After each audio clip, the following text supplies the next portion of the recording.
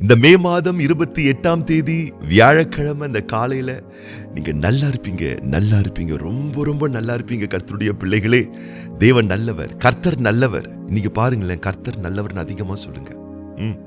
வாயை திறந்து கர்த்தர் நல்லவர். பெரிய ஆசீர்வாதத்தை காண்பீர்கள். கர்த்தருடைய பிள்ளைகளே, நிக்கிறீங்களா? கர்த்தர் நல்லவர்னு சொல்லுங்க. உட்கார்றீங்களா? கர்த்தர் நல்லவர்னு சொல்லிட்டு உட்காருங்க. நடக்கும் போது கூட கர்த்தர் நல்லவர்னு சொல்லுங்க. நீங்க சொல்ல சொல்ல சொல்ல சொல்ல சொல்ல ஒரு தெய்வீக சிக்னல் புறப்பட்டு பாய ஆரம்பிக்கும். தெய்வீக நன்மைகளை, நற்காரியங்களை நீங்கள் உங்கள் வாழ்வில் வசீகரித்துக் கொள்வீர்கள். கர்த்தருடைய பிள்ளைகளே, அவருடைய பேரை சொன்னாலே ஆசீர்வாதம், கர்த்தர்னு சொன்னாலே ஆசீர்வாதம், இயேசுன்னு சொன்னாலே ஆசீர்வாதம், அவருடைய நாமத்தை சொன்னாலே நீங்க நல்லா இருப்பீங்க. பேசுங்க, சொல்லுங்க, கர்த்தர் நல்லவர், நீங்க நல்லா இருப்பீங்க. கர்த்தருடைய பிள்ளைகளே, இந்த நாள், இந்த காலையிலே தேவனுடைய வார்த்தையோடு நாம் துவக்க போகிறோம். இந்த நாளை வாசிக்க கேட்கலாமா? யோபுவின் புஸ்தகம் 8ஆம் அதிகாரம் 7ஆம் வசனம். உம்முடைய துவக்கம் அற்பமாயிருந்தாலும் உம்முடைய முடிவு சம்பூர்ணமாயிருக்கும். ஆண்டவர் உங்களுக்கு ஒரு சம்பூர்ணமான முடிவை வச்சிருக்காருங்க. ஆழமாய் நம்புங்கள், ஆழமாய் உள்வாங்குங்கள். இந்த காலையிலே இந்த வார்த்தை கேட்கிறேன். அன்பு மகனே, அருமை மகளே, உன்னை குறித்து ஒரு சம்பூர்ணமான முடிவை ஆண்டவர் வச்சிருக்கிறார். அப்படின்னா ஜெயமான முடிவு, வெற்றியான முடிவு, நல்வாழ்வு தரும் முடிவு, ஆரோக்கியம் அடைகிற முடிவு, செல்வ பெருக்கத்தை எடுக்கிற ஒரு முடிவு. இப்ப இருக்கிறத விட 1000 மடங்கு நீங்க நல்லா பெட்டராகக்கூடிய ஆசீர்வாதமான முடிவுகளை ஆண்டவர் உங்களுக்காக வச்சிருக்கிறதுனால, சம்பூர்ணமான முடிவு உங்கள் வாழ்வில் வரும் என்றதுனால அவசரப்பட்டு சங்கடமான முடிவை நீங்க எடுத்துறாதீங்க. நானும் நிறைய வேலையை ட்ரை பண்றேன், எத்தனையோ கம்பெனிக்கு ஏறி இறங்கிட்டேன், ஒரு நல்ல வேலை எனக்கு கிடைக்க மாட்டேங்குதே அப்படின்னு சொல்லி, எனக்கெல்லாம் வேலை கிடைக்குமா, எனக்கெல்லாம் ஒரு நல்ல வேலை கிடைக்குமா, எனக்கெல்லாம் அமையவே அமையாது போல இருக்குன்னு சொல்லி ஒரு சங்கடமான முடிவுக்குள் போயிடாதீங்க. நல்ல வேலை என்ற சம்பூர்ணமான முடிவை ஆண்டவர் உங்களுக்காக வைத்திருக்கிறார். பிள்ளைங்களுக்கு வரனை பார்த்து, பொண்ணுக்கு பையனை பார்த்து, பையனுக்கு பொண்ணை பார்த்து, எத்தனை மாசம் எத்தனை வருஷம் போயிட்டே இருக்கு. பிள்ளைங்களுக்கு வயசும் ஆயிட்டே இருக்கு. பிள்ளைங்களுக்கெல்லாம் ஒரு நல்ல வரன் அமையாதா, எனக்கெல்லாம் ஒரு நல்ல வரன் அமையாதா, எனக்கு ஒரு நல்ல வாழ்க்கை துணை கிடைக்காது போல இருக்கே என்ற சங்கடமான முடிவு எடுக்காதீங்க. உங்க திருமண லைஃப்ல, உங்க பிள்ளைகளுடைய திருமண லைஃப்ல ஒரு சம்பூர்ணமான முடிவை ஆண்டவர் வச்சிருக்கிறாரு. காலத்திற்கு முன்பதாகவே நீங்க தீர்ப்பு கொடுக்காதீங்க. எனக்கு பிசினஸ் வர மாட்டேங்குது, வியாபாரம் பண்ண நஷ்டத்திலேயே போகுது, தொழிலை டெவலப் பண்ண முடியல, இது அப்படியே நஷ்டத்திலேயே போகும் போல இருக்கு, பெட்டராகாது போல இருக்கு, தொட்டதெல்லாம் துலங்க மாட்டேங்குது என்று அவநம்பிக்கையோடு சங்கடமான முடிவை அதற்கு ஏற்படுத்தாதீர்கள். தேவன் உங்களுக்காக 1000 வாய்ப்புகளை வச்சிருக்கிறார், 1000 வழிகளை வச்சிருக்கிறாருங்க. ஆகவே உங்களையும் உங்கள் காரியங்களையும் சேதப்படுத்திக் கொள்ளக்கூடிய அளவுக்கு ஒரு சங்கடமான முடிவுக்கு போகாதீர்கள். யோபு கிட்ட வந்து நண்பர்கள், அன்பர்கள், சொந்தங்கள், பந்தங்கள் என்று அவன் நெருங்கி வாழ்ந்ததான மக்கள் அவன் பாதிக்கப்பட்ட பிறகு வந்து சொல்லுகிறார்கள், யோபு உன் கதை முடிஞ்சு போச்சு, அவ்வளவுதான், உனக்கு ஏன் இப்படிலாம் வரணும், அனுதாபப்படுகிறார்கள், பரிதாபப்படுகிறார்கள். அவனுக்கு ஒரு சங்கடமான முடிவு தான், அவன் வாழ்க்கையை நீ சங்கடமா தான் இருக்கும்னு சொல்லி ஒரு முடிவுக்கு வராங்க. ஆனா யோபுக்கு தெரியும், ஆண்டவர் எனக்கு சம்பூர்ணமான முடிவை வச்சிருக்கிறார். அதனாலதான் பாருங்க, அவன் பேச்சு ரொம்ப வித்தியாசமா இருக்கு. யோபு சொல்லுகிறார், தேவரீர் சகலவற்றையும் செய்ய வல்லவர், நீர் செய்ய நினைக்கிறது தடைப்படாது, எனக்கு குறித்திருக்கிறது நீ நிறைவேற்றுவீர். எப்படி பேசுறாரு பார்த்தீங்களா?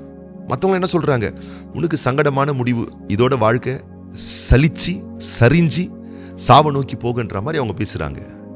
யோபு சொல்றாரு, சங்கடமான முடிவு அல்ல, சம்பூர்ணமான முடிவு, முந்தின சீரை பார்க்கிலும் நல்ல சீரை ஆண்டவர் எனக்கு தருவார், முந்திய நிலைமையை விட என்னுடைய பின்னிலைமை ரொம்ப ஆசீர்வாதமா இருக்கும். இதெல்லாம் அவர் நம்பினார் பாருங்க, வாழ்க்கையில் அந்த ஆசீர்வாதங்களை பெற்று அனுபவித்தார். ஆகவே உங்கள் வாழ்வின் நிலைகள் கொஞ்சம் பலவீனமா, சோகமா, சோர்வா, இழப்பு, நஷ்டம், கஷ்டம் என்ற நிலைப்பாடு இருக்குமே, ஆனால் இதுதான் என் வாழ்க்கை, இப்படிதான் இருக்க போகுது, இனிமேல் இது மாறவே வாய்ப்பில்லைன்னு சொல்லி நீங்களே ஒரு முடிவுக்கு வந்துடாதீங்க. ஆண்டவர் அழகான சம்பூர்ணமான முடிவுகளை உங்களுக்காக ஏற்கனவே ஆயத்தம் பண்ணியிருக்கிறார். அதை நம்புங்கள், அதை விசுவாசிங்கள். உங்களை குறித்து அவர் நினைத்திருக்கக்கூடிய நினைவுகள் எல்லாம் சமாதானமான நினைவுகள். உங்கள் பிள்ளைகளை குறித்து, வீட்டை குறித்து, உங்கள் வருமானங்களை குறித்து, வருங்கால வாழ்க்கை குறித்து ஆண்டவர் தீர்மானித்திருக்கக்கூடிய முடிவுகள் எல்லாம் சமாதானமான, சந்தோஷமான, நன்மையான முடிவுகள். நீங்களே இந்த சமூகத்தையும் சமுதாயத்தையும் சூழலையும் பார்த்து இவ்வளவுதான் போல இருக்கு, நம்ம வாழ்க்கையை முடிஞ்சிடுச்சுன்னு சொல்லி தப்பு கணக்கு போடாதீங்க, பேனிக் ஆகாதீங்க, வியாகுலப்படாதீங்க, அழுத்தத்துக்குள்ள போயிடாதீங்க. எந்த ஒரு காரியமே ஆனாலும் ஒரு முத்திரை போட்டு கெட்ட விஷயமா அதை திரிச்சிடாதீங்க. எல்லா தீமைகளையும் நன்மையை மாற்றக்கூடிய நல்ல தேவன் இருக்கிறார். உறவுகள் விஷயத்துல கூட உறவுகளே ரொம்ப மோசம், அவங்களாம் வேணவே வேணான்னு சொல்லிட்டு ஒரு சங்கடமான தீர்ப்பு வைக்காதீங்க. உங்களை சுற்றி இருக்கக்கூடிய பல மனித உறவுகள் உங்களுக்கு ஆண்டவர் கொடுத்திருக்கிறாரு. அவங்க மூலமா உங்களுக்கு வலி, வருத்த, கஷ்ட நஷ்டங்கள் வந்திருக்கலாம். நல்லா புரிஞ்சுக்கோங்க, மனிதர்கள் மூலமாய் உங்களுக்கு வந்த வலிகளுக்கு தீர்வு மனிதர்கள் தான் என்பதை நீங்கள் மறந்துவிடவே கூடாது கர்த்தருடைய பிள்ளைகளே. ஆகவே அவங்க உங்களை காயப்படுத்த, நோக்கடிக்க, வியாகுலப்படுத்த, வேதனைப்படுத்த என்ன வேணா பேசியிருக்கட்டும். ஆனா பேச்சு அவங்களுது. ஆனா அதற்கு அர்த்தம் கொடுக்கக்கூடிய, பொருள் தரக்கூடிய தன்மை உங்களுடையது. என்ன வேணா போய் பேசிட்டு போட்டவங்க பாதிக்கிற மாதிரி பேசுறாங்களா, மோசமா பேசுறாங்களா, கேவலமா பேசுறாங்களா, உங்களுக்கு அவநம்பிக்கை ஏற்படுத்தக்கூடிய விதத்துல பேசுறாங்களா, பாதிக்கக்கூடிய விதத்துல பேசுறாங்களா, அவங்க வாய் பேசிட்டோம்.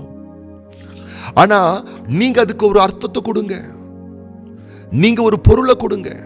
பொருளும் அர்த்தமும் உங்களுடையதா இருக்க வேணும். எப்படி கொடுங்க? நல்ல விதமா தான் சொல்லிட்டு போறாங்க, அவங்களுக்கு ஒன்றும் நம்ம மேல வஞ்சன்ஸ் கிடையாது, அவங்கள நல்லவங்க தான் சொல்லி பாருங்க, உங்க மனசு ரொம்ப சந்தோஷப்பட ஆரம்பிச்சிடும்.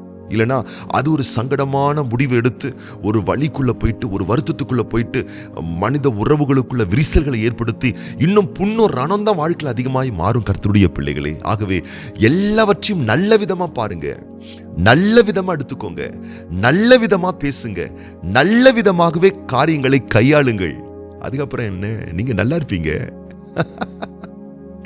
ரொம்ப நல்லா இருப்பீங்க, சிறப்பா இருப்பீங்க, சீரா இருப்பீங்க, நிறைவா இருப்பீங்க, சம்பூர்ணங்கள் பெற்று வாழ்ந்திருப்பீங்க. உங்களுக்கு ஒரு நன்மையும் குறைவுபடாது. காரணம், நீங்கள் கர்த்தரை தேடுகிற பிள்ளை, கர்த்தர் நல்லவர் என்பதை ருசி பார்க்கிற பிள்ளை, அவர் மேல் நம்பிக்கை இருக்கக்கூடிய நீங்கள் ஆசீர்வதிக்கப்பட்டவர்கள். இன்றைய நாளில் உங்களுடைய பயணங்கள், பிரயாணங்கள், திட்டங்கள், தீர்மானங்கள் எல்லாவற்றையும் அன்போடு, சந்தோஷத்தோடு, அவநம்பிக்கையோடு அல்ல, நம்பிக்கையோடு செயல்படுத்துங்கள். 100% ஜெயத்தை நீங்கள் இன்றைக்கு காண்பீர்கள், எடுப்பீர்கள் கர்த்தருடைய பிள்ளைகளே. இன்றைக்கு பிறந்தநாள் காண்கின்ற நம்முடைய அன்பு சகோதரர் பி பொற்செழியன், அன்பான சகோதரி ஜே கலைவாணி, அன்பு சகோதரி நைன்மா எஸ்தர், அன்பு சகோதரி ஜே டெபோரா, அன்பு சகோதரி எம் டிசோசா, அன்பு சகோதரி எஸ் மீனா ஸ்டாலின் மற்றும் அன்பான பிள்ளைகள் ஆர் ரீகன், எம் ரியா, அதுபோலவே இன்னைக்கு திருமண நாள் காண்கின்ற நம்முடைய அன்பு சகோதரர் திலீப், சிஸ்டர் பாத்திமா தம்பதியார். இவங்களுக்காக நம்ம ஜெபம் பண்ண போறோம். கண்களை மூடி நம்ம ஜெபம் பண்ணலாமா? எங்கள் அன்பின் பரிசுத்தம் உள்ள தூய தகப்பனே, திருக்குமாரன் இயேசு கிறிஸ்துவின் நாமத்தினாலே சமூகத்திலே வருகின்றோம். இந்த மே மாதம் 28 வியாழக்கிழமை இந்த காலையில் இந்த வார்த்தை கேட்டு என்னோடு கூடவே சேர்ந்து ஜெபிக்கிற ஒவ்வொரு பிள்ளைகளை தொட்டு நீர் ஆசீர்வதிப்பீராக. சூழல்கள் எப்படி வேண்டுமையானாலும் இருக்கட்டும், காரியங்கள், வாழ்வில் இருக்கக்கூடிய அனுபவங்கள் பாதிக்கப்பட்டது போல் இருந்தாலும் கர்த்தர் ஒவ்வொரு பிள்ளைகளுக்கும் ஒரு சம்பூர்ணமான, ஒரு கம்பீரமான, ஒரு ஜெயமான, ஒரு வெற்றியான ஒரு முடிவை நீங்க நியமிச்சிருக்கீங்க என்பதை உங்களுடைய பிள்ளைகள் நம்பும்படி செய்வீராக ஆண்டவரே. வாழ்க்கையினுடைய பாதிப்புகளை கண்டு இந்த பாதிப்பு தான் என் வாழ்க்கை, இனிமேல் மாற்றமே வராது என்ற அழுத்தத்துக்குள், முடிவுக்குள் உடைய பிள்ளைகள் சென்று விடாதபடி தீமைகளை எல்லாம் நன்மையாய் மாற்றக்கூடியவர் நீர், துக்கங்களை சந்தோஷமாய் மாற்றக்கூடியவர் நீர், சம்பளுக்கு பதிலாக சிங்காரத்தை கொடுக்கக்கூடியவர் நீர், துயரத்துக்கு பதிலாக ஆனந்த தைல அபிஷேகத்தை கொடுக்கக்கூடியவர் நீர் என்பதை உணர்ந்து உள்வாங்கி காலத்திற்கு முன்பதாகவே தீர்ப்பு சொல்லி பாதிக்கப்பட்ட விஷயங்களோடு தன்னை பொருத்தி கொண்டு பாதிப்பின் மேல் பாதிப்படையாதபடி பிரகாசம் உள்ள மனக்கண்களை திறக்க செய்து இன்னைக்கு உடைய பிள்ளைகள் ஆழமாய் நம்பட்டும். இந்த காரியம், இந்த சூழல், இந்த அனுபவம், இந்த சவால்கள் சம்பூர்ணமா, கம்பீரமா, நன்மையா, ஆசீர்வாதமா முடியும், மாறும் என்ற ஆழமான நம்பிக்கைகளை தந்து அதற்கேற்ற ஆன்சர்களை தந்து ஒவ்வொரு பிள்ளைகளையும் தகப்பனே நீர் ஆசீர்வதிக்க வேண்டும் என ஸ்நேக நேச பிரிய பாசமுள்ள கரத்துல ஒவ்வொரு பிள்ளைகளை நாங்கள் அர்ப்பணிக்கிறோம், ஒப்பு கொடுக்கிறோம், வாழ்த்துறோம். ஆசீர்வதிக்கவே நாங்கள் ஆசீர்வதிக்கிறோம். நீர் ஒவ்வொரு பிள்ளைகளையும் பழுக பெருக சிறக்க செழிக்க செய்ய வேண்டும் என தகப்பனே உம்முடைய பாசமுள்ள கரத்துல ஒவ்வொரு பிள்ளைகளை அர்ப்பணித்து ஒப்பு கொடுத்து மனதார வாழ்த்தி நாங்கள் ஆசீர்வாதம் பண்றோம் ஐயா. விசேஷமாக இன்றைய நாளிலே பிறந்த நாட்கள் காண்கின்ற, திருமண ஆண்டுகள் காண்கின்ற ஒவ்வொரு பிள்ளைகளையும் வலக்கரம் நீட்டி தொட்டு நீர் தாமே ஆசீர்வதிப்பீராக. விசேஷமான நாட்களுக்குரிய, ஆண்டுகளுக்குரிய அத்தனை உயர்வான உச்சிதமான நன்மைகளை நீர் உம்முடைய பிள்ளைகளுக்கு சம்பூர்ணமான ரகத்திலே தந்து கனப்படுத்தி சிறக்க செழிக்க பழுக பெருக விருத்தி அடைய செய்திட வேண்டும் என மனதார வாழ்த்தி ஆசீர்வதித்து ஒப்பு கொடுத்து ஆண்டவர் இயேசு கிறிஸ்துவின் ஆசீர்வதிக்கப்பட்ட நாமத்தினாலே வாழ்த்தி ஜெபிக்கிறோம் எங்கள் நல்ல பிதாவே, ஆமீன். நல்லா இருப்பீங்க. இன்னைக்கு நீங்க ரொம்ப ரொம்ப நல்லா இருப்பீங்க.